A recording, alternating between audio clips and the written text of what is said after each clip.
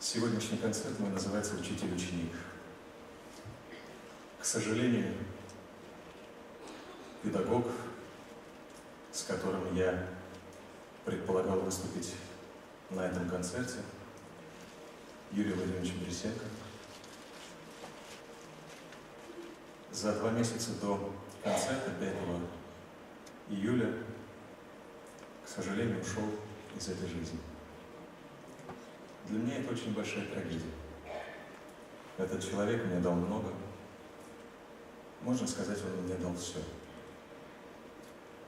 Он был моим близким человеком, и я его воспринимал как отца.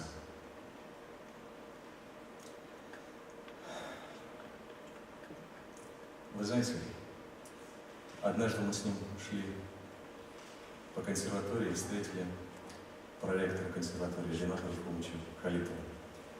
И Ренат Рифович Юрий Борисенко Юрий Владимирович говорит: Юра, ну, когда ты уступишь дорогу молодым-то, показывай на меня. А Юрий Владимирович сказал: пока я жив, лучше меня петь никто не будет. И я хочу сказать,